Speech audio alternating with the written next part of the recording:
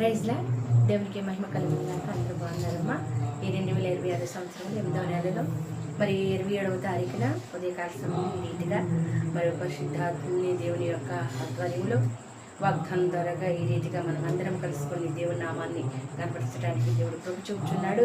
ఆయన అత్యున్నతమైన సింహాసనం దాసినటువంటి వాడు ఆయన నామాన్ని కనపరచడానికి మహిమపరచడానికి ఉదయకాల సమయంలో మరి ఈ రీతిగా దేవుణ్ణి గొప్ప చేయడానికి కృప చూపుచున్నాడు. అందుకనే ఆయన కృప వాత్సల్యము ఎడతెగలది. దేవుని నామానికి మహిమ కలుగునుగా. ఈరోజు వాగ్దానము 91వ కీర్తనలో నుంచి ఈరోజు వాగ్దానము 91వ కీర్తనల నుంచి మాట్లాడుతూ ఉన్నాడు దేవుడు. చూడండి 91వ కీర్తన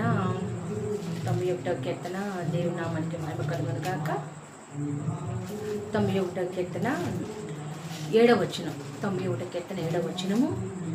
నీ ప్రక్కన 1000 మంది పడినను, నీ కుడి ప్రక్కన 10,000 మంది కూలినను, అపాయము నీ వద్దకు రాదు. ఈ ఉదయకాల సమయం మంది మనకు వాగ్దానం. నీ ప్రక్కన 1000 మంది పడినను, నీ కుడి ప్రక్కన 10,000 మంది కూలినను, అపాయము నీ వద్దకు రాదు. మరొకసారి 7వ వచనం 91వ కీర్తన మనకు అందరికీ బాగా తెలిసిన ఈ కీర్తన భాగము. ఎందుకంటే మహోన్నతిని చాటు నివసించేవాడే సర్వశక్తిని నీడను విశ్రమించేవాడు అని చెప్పి ఇక్కడ అతడు మరి నన్ను ఎరిగినవాడు కాబట్టి నేను అతన్ని ప్రేమించను, తప్పించను, మరి శ్రమలో నేను అతనికి తోడై ఉండేదను, దీర్ఘాయుష్యతను తృప్తిపరిచేదను, నా రక్షణ అతనికి చూపించేదననే వాగ్దానము. ఇక్కడ 16 వచనముల వాగ్దానం. ఈ వాగ్దానం అంతా కూడా ప్రవచన వాగ్దానం. దేవుని నామానికి మహిమ కలుగును కాక. అపాయం ఏమియో రాదు, ఏ తెగులు నీ గుడారము సమీపించదు. దేవునికి మహిమ కలుగునాక. సింహములను మరి నువ్వు నాగుభాములను త్రొక్కెదవు, కొత్త సింహములను భుజంగములను అణగదొక్కెదవు. చూడండి, అతను నన్ను ప్రేమించుతున్నాడు కాబట్టి అతడు మరి చూడండి గనుక అతన్ని తప్పించేదను. చూడండి మరొక్కసారి వేటగాని ఉరి నుండి ఆయన నన్ను విడిపించును, నాశనకరమైన తెగులు రాకుండా. చూడండి, నేను అక్కడ వచ్చిన చదువుతున్నాను. మరి వేటగాని ఊరి నుండి ఆయన నన్ను విడిపించును, నాశనకరమైన తెగులు రాకుండా నన్ను రక్షించును, నన్ను రక్షించును నా అన్నట్టుగా ఈ వాగ్దానం చదువుకోవాలి. ఎందుకంటే మరి ఆయన నాకు ఆశ్రయము, నా కోట, నేను నమ్ముకునే నా దేవుడు, నేను ఆయన నివాస స్థలముగా చేసుకుంటుని. చూడండి ఇక్కడ ఒక మాట, యెహోవా నీవే ఆశ్రయమని, నువ్వు మహోన్నతుడైన దేవా, నీవు నాకు నివాస స్థలముగా చేసుకుని ఉన్నాను. దేవా, నిన్ను నేను నివాస స్థలముగా చేసుకుని ఉన్నాను. నీవే నాకు నివాస స్థలం. ఎక్కడ నా నివాసం అంటే నీ సన్నిధి నాకు నివాస స్థలము అని ఈ వాగ్దానమును ఈ విధంగా మనం చదువుకున్నప్పుడు ఎంతో బలపడతాము. మరి నేను ఒక కుటుంబంలోకి వెళ్ళి ఈ వాగ్దానమును మరి 7 మార్లు క్యాన్సర్, ఆవిడికి 7 మార్లు చదువు, చాలా భయంకరమైన క్లిష్ట పరిస్థితి అనమాట. చాలా భయంకరమైనటువంటి పరిస్థితులు ఉన్నప్పుడు నేను వెళ్ళి చిన్న ప్రార్థన చేసి ఈ వాగ్దానము పండుకునేటప్పుడు 7 మార్లు చదివి ప్రార్థన చేసుకొని పడుకోమని చెప్పానండి. ఈరోజు సజీవ లెక్కలో ఉంది ఈ వాగ్దానము. అపాయం ఏమీ రాదు. ఎడం ప్రక్కన 1000 మంది పడినా, కుడి ప్రక్కన 10,000 మంది కూలినా, అపాయం ఏమీ నీ వద్దకు రాదు. దేవునామానికే మహిమ కలుగునుగా. చూడండి, ఈ మాట చెప్పడానికి గొప్ప ధైర్యం. చూడండి, ఇక్కడ రాత్రి వేళ కలుగు భయమకైనను, మరి చూడండి పగట వేళ వైపును బాణమకైనను, చీకటిలో సంచరించు తెగులకైనను, మధ్యాహ్నమందు పాడు చేయి రోగమకైనను నీవు భయపడుకుందువు. దేవుని నామానికి మహిమ కలుగును గాక. చూడండి, ఆయన రెక్కల కింద నాకు ఆశ్రయము కలుగును, ఆయన సత్యమును కేడమును డాలునై ఉన్నాడు. దేవునికి మహిమ కలుగును గాక. చూడండి, చీకటిలో సంచరించు తెగులకైనను, మధ్యాహ్నమందు పాడు చేయు రోగముకైనను నేను భయపడకుందును. ఇట్లా నీవుగా నువ్వు నేను భయపడకుందును, ఏ తెగులు నా గుడారము సమీపించదు అని చెప్పి చదువుకోమని చెప్పినప్పుడు 7 మార్లు ఆవిడ చదువుకుందండి.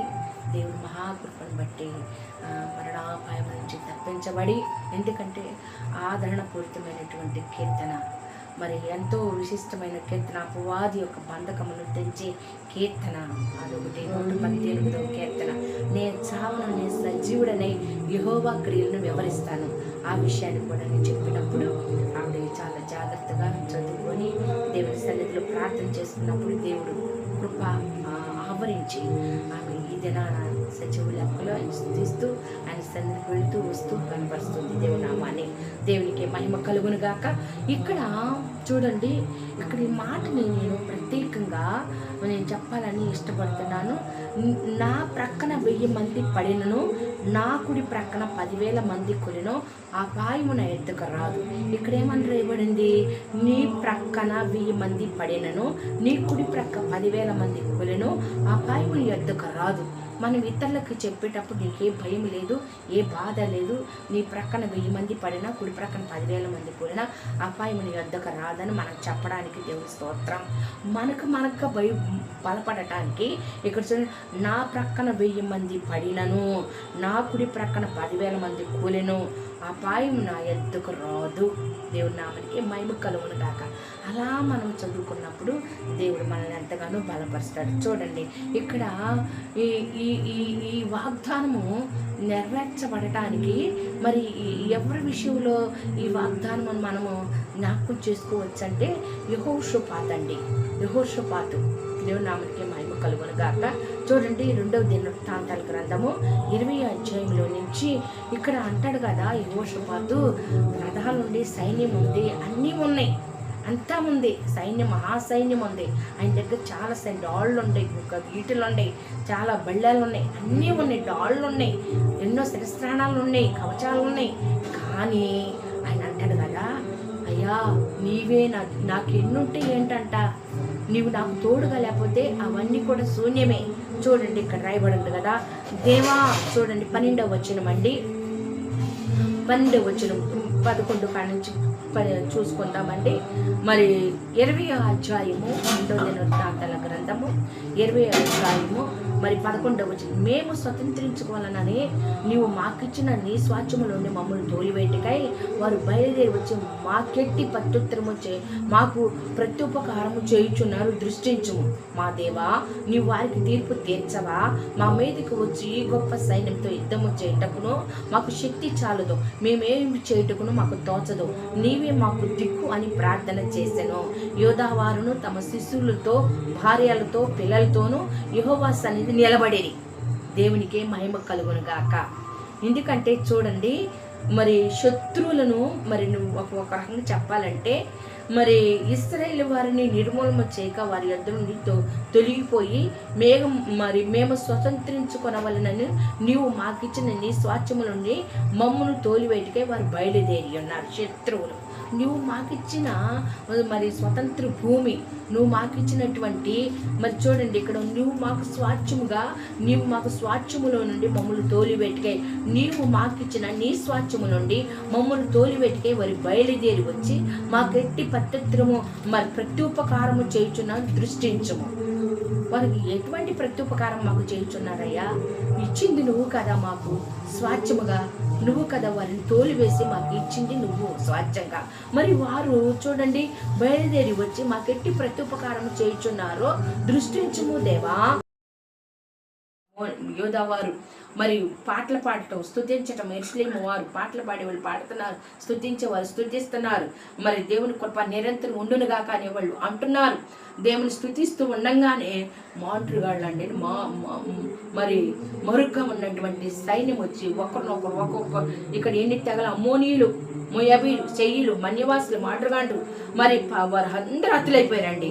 అప్పుడు చూడండి, వారిని బొత్తిగా చంపి నిర్మూలన చేయమని పొంచి ఉండి వారి మీద పడిరి. వారు సేయిరు కాపరస్తులు కడముట్టించిన తమలో ఒకరినొకరు చంపుకొనడం మొదలుపెట్టింది. యోధావారు 2 మంది కాపరుల దగ్గర మరి కాపరులు దుర్గముల దగ్గరికి వచ్చి సైన్యం తప్పు చూడగా, మీకు తెలుసు దేశం చుట్టూత ఎవరిని పెడతారు, మనకు తెలుసు కండి, మన దేశం చుట్టూత ఎవరున్నారు? సైన్యం ఉంది. మరి సైన్యం అండి, దేశాన్ని కాపలా కాసే సైన్యం, కాపరులు ఉన్నారు. అట్టి కాపరులు చూడండి యేసు రక్తములో మరి యెహోషాపాతు అతని జల్లి వారి వస్తువులు దోచుకొనుటకు కాపరుల దుర్గముల దగ్గరికి వచ్చి సైన్యము తట్టు చూడగా వారు శవముల నేల పడి ఉండేది. ఒకడు తప్పించుకొనకుండా యెహోషాపాతు అని జల్లు పూర్తి వస్తువులను దోచుకొనుటకు దగ్గరకు రాగా ఆ శవముల విస్తారమైన ధనము, ప్రశస్తమైన నగలు కనబడిన. వారు తమకిష్టమైనంత మట్టుకు తీసుకొని తాము కొనుక్కోగలిగినంతకంటే ఎక్కువ వలుచుకొని కొల్ల సొమ్మతి విస్తారమైన దాన్ని కూర్చుకొనుటకు 3 దినములు పట్టిన. 4వ దినమున వారు బెరాకాలోయలో కూడి అక్కడ వారు యెహోవాకు కృతజ్ఞత స్తుతులు చెల్లించినందున నేటికును ఆ చోటికి బెరాకాలోయ అని పేరు. అలాగూ యెహోవా వారి శత్రుల మీద వారికి జయమును అనుగ్రహించి వారిని సంతోషపరిచెను గనుక యెరూషలేము ఉత్సవముతో మరలవలెనని యోధావారు యెరూషలేము వారందరి ముందు యెహోషాపాతు సాగి వెళ్ళిరి. వారు యెరూషలేములోనున్న యెహోవా మందిరమునకు స్వరమండలమును తాను వాయించు బోరలు ఊదుచుండిరి. ఇశ్రాయేలు శత్రువులతో యెహోవా యుద్ధము చేసిన ఈ దేశంలో రాజ్యం వారందరూ నిజముగా దేవునికి భయపడి భయము వారందరికి వచ్చును. యెరూషలేము వారి పక్షాన మరి యోధా వారి పక్షమన దేవుడే యుద్ధం చేశాడు అని చెప్పి చుట్టుప్రక్కల ప్రాంతం వారందరికీ వినపడిందండి. వారు మరి ఒకరిని చంపుకొని అక్కడ కొల్లసము 3 రోజులు పట్టిందంటండి. 4వ రోజున బెరాకాలోయ అని అక్కడికి వెళ్ళి చూడండి, ఇక్కడ యెహోషాపాతు మరి చూడండి ప్రశస్తమైన నగలను కనబడిన వారు తమకు ఇష్టమైనంత మటుకు తీసుకొని కొనుక్కోగలిగినంత కంటే ఎక్కువ ఒలుచుకొని కొల్లసము అంత విస్తారమైన దాన్ని కూర్చుకొని 3 దినములు పట్టిన. 4వ దినమున వారు బెరాకాలోయలో కూడిరి. అక్కడ వారు యెహోవాకు కృతజ్ఞత స్తుతులు చెల్లించి నేటి వరకు ఆ చోటికి బెరాకాలోయ మనకు తెలుసు. బెరాకాలోయ అంటే స్తుతి లోయ అని అర్థం. స్తుతిలోయ, దేవునామానికే మహిమ కలుగును గాక. ఆ కోరులోయ శ్రమలోయ, బెరాకాలోయ స్తుతిలోయ, దేవునామానికే మహిమ కలుగును గాక. ఇక్కడ వీరికి దేవుడు విజయం దయచేశాడు. ఎందుకు విజయం దయచేశాడు? ఇక్కడ దేవుడి మీద ఆనుకున్నారు కాబట్టి. అందుకే నీ పక్కన 1000 మంది పడిన కుడి ప్రక్కన 10,000 మంది పడిన అపాయం నీ వద్దకు రాదు. చూడండి, ఇక్కడ నీ ప్రక్కన 1000 మంది పడిన కుడి ప్రక్కన 10,000 మంది కూలిన అపాయం నీ వద్దకు రాదు. ఎందుకని రాదు అంటే దేవుడి మీద వానుకున్నారు కాబట్టి. మా దిక్కు నీవే అన్నాడు యెహోషాపాతు. ఏమన్నాడండి? నా దిక్కు నీవే అని ప్రార్థన చేశాడు. దేవుడి మీద ఆనుకున్నాడు కాబట్టి నలుపక్కల శత్రులు చుట్టుముట్టి ఆయన మీదకి వచ్చినప్పుడు దేవుడిని దిక్కుగా చేసుకున్నాడు. అప్పుడు వారందరినీ జయించడానికి దేవుడు వాళ్ళు కత్తి పట్టలేదండి, లేకపోతే ఈటి పట్టలేదు, లేకపోతే కత్తులు పట్టలేదు, గొడ్డలు పట్టగలేదు, ఏం పట్టుకలు స్తుతించారు, ఆరాధించారు, గణపరిచారు, మహిమపరిచారు, స్తుతులు చెప్పారండి. యెహోవా దయాళుడు, ఆయన మంచివాడు, ఆయన కృప నిరంతరం ఉండను గాక అని వారు స్తుతుల చేత ఆయన్ని ఆరాధించారు. అప్పుడు శత్రులు వారందరూ కూడా హత్తులై వారి మీద ఉన్నటువంటి వస్తువులే కానీ బంగారమే కానీ వలుచుకోవడానికి 3 దినాలు పట్టిందంట. తర్వాత వారు మరి 4వ దినమన మరి బెరాకాలోయలో కలుసుకొని అక్కడ మరి దేవుణ్ణి ఆరాధించి గణపరిచి చుట్టుప్రక్కల రాజులందరికీ కూడా మరి యెహోషాపాతు రాజు పక్షముగా, ఇశ్రాయేల్ పక్షముగా, యెరూషలేము వారి పక్షముగా, యూదా వారి పక్షముగా, యెహోషాపాతు రాజు పక్షముగా దేవుడు యుద్ధం చేశాడని ప్రక్కల రాజులకి వినపడినప్పుడు భయపడిపోయారంటండి. దేవుని నామానికి మహిమ కలుగును గాక. నిజంగా నువ్వు దేవుడి మీద ఆనుకుంటే, దేవుని ఆధారంగా చేసుకుంటే, దేవుని దిక్కుగా చేసుకుంటే దేవుడు మన పక్షముగా అనేక అద్భుతమైన కార్యములు చేయగలిగిన సమర్థుడి. ఉదయకాల సమయంలో ప్రార్థన, పరిశుద్ధుడ మా ప్రియుడ మా రక్షకుడ మా యేసుని వందనాలు అయ్యా. మేము నిన్ను మీ దిక్కుగా చేసుకున్నాం ప్రభా. ఇంకా అనేక మంది బిడ్డల ప్రభా నేను ఎరిగిన వారే తండ్రి నాయన అయ్యా తండ్రి నిన్ను దిక్కుగా చేసుకొని, తండ్రి ఎరగని వారు కూడా నిన్నే దిక్కుగా చేసుకొని ప్రభా యెహోషాపాతు రాజయ్యండి ప్రభా. అయ్యా తనకు అన్ని ఉండి కూడా ప్రభా, అన్ని అనుగులుండి కూడా అన్ని పరిస్థితులు తండ్రి నాయన అయ్యి ఏమి కొదువు లేకుండా ఉన్నా కానీ ప్రభా నా తండ్రి నాయన వాటి మీద ఆనుకోలేదు. ఎందుకంటే వాటి వలన జయము లేదు, విజయం లేదు.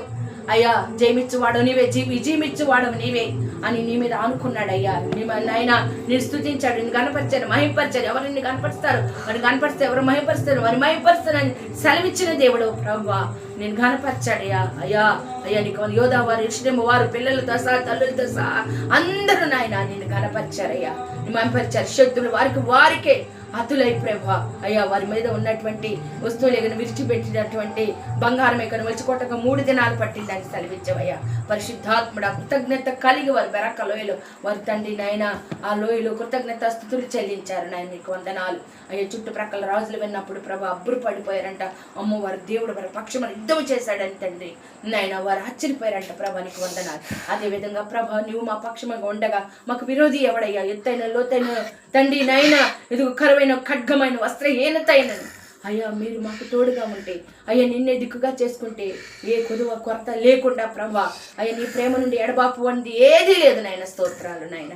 అయ్యా ఈ వాగ్దానం ద్వారా ప్రతి బిడ్డ ఎడ ప్రక్కన 1000 మంది పడిన, కుడి ప్రక్కన 10,000 మంది కూలిన అపాయం రాదని వాగ్దానం ఇచ్చిన దేవుడు, వాగ్దానం చేసిన దేవుడు, నమ్మదగిన దేవుడు. ప్రతి కుటుంబంలో ప్రతి బిడ్డ జీవితంలో ఈ వాగ్దానం నెరవేర్చి మహిమ ఘనత ప్రభావం మీరు మాత్రమే పొందుకోమని యేసు పరిశుద్ధుల ప్రార్థించి అడిగి వేడుకుంటున్నాను పరమ తండ్రి. ఆమేన్. మీ అందరికీ